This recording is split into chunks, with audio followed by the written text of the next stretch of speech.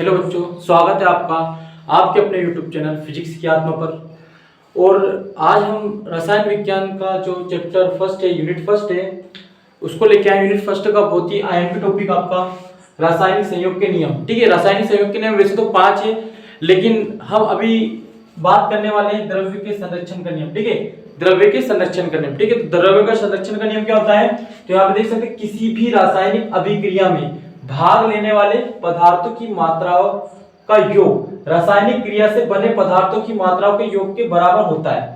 अर्थात रासायनिक क्रिया में द्रव्य को ना तो नष्ट किया जा सकता है और ना ही उत्पन्न किया जा सकता है। ठीक है, तो यदि हम बात करें, जैसे कोई सी रासायनिक अभिक्रिया मैंने ले ली, ठीक है, इसको कुछ उदाहरण द्वारा समझते हैं। ठीक है, ये तो आपको परिभाषा हो गई। ठीक है, द्रव्य के संरक्षण का नियम। ठीक है, ये जो नियम था ये लेवोजिए ने दिया था।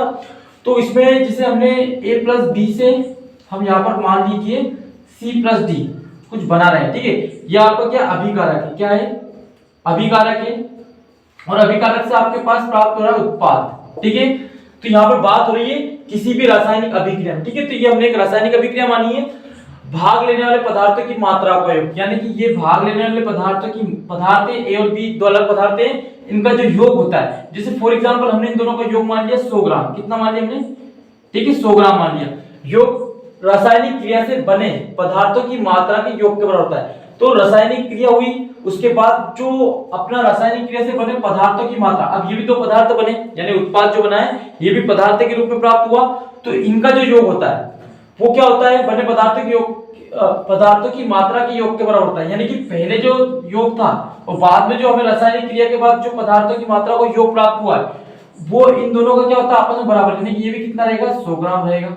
यानी बात क्या हो रही है? अर्थात हम बात कर सकते हैं रासायनिक क्रिया में द्रव्य को ना तो नष्ट किया जा सकता है। ठीक है, द्रव्य की बात हो रही है, ना कि द्रव। द्रव पदार्थ अलग होता है, द्रव तरल रूप होता है। ठीक है, यहाँ पर द्रव्य की यानी कि पदार्थ की बात हो रही है। तो द्रव्य को ना तो नष्ट किया जा सकता है और ना ही उत्पन्न किया जा सकता है। यानी कि हम बात यदि कर ले सिंपल सा कि जो अभिकारक था वही उतना ही मात्रा में उत्पाद हमको प्राप्त हो रहा है। एक और इसका एग्जांपल ले लेते हैं। ठीक है, जैसे मैंने यहाँ पर एक फ्लास्क लिया, क्या लिया?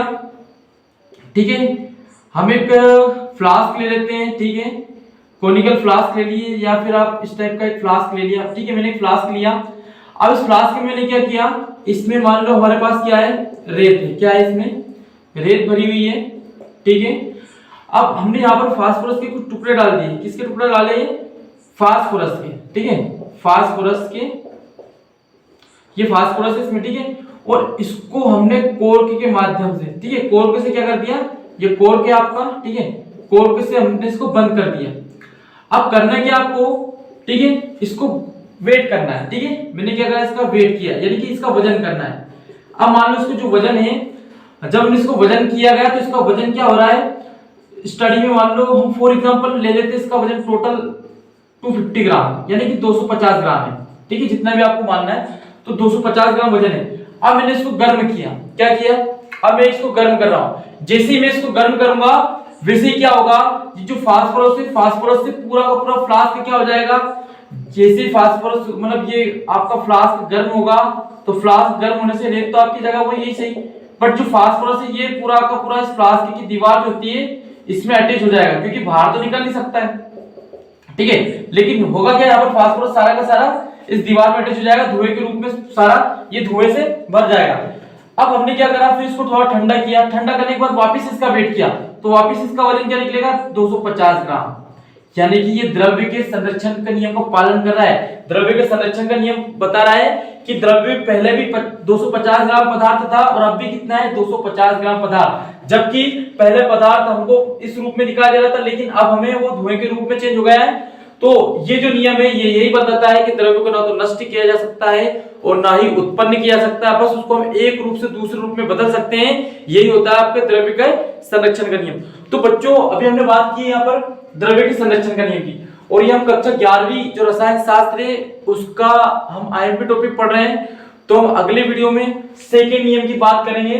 ठीक है, जो कि स्थिर अनुपात का नियम होगा। ओके।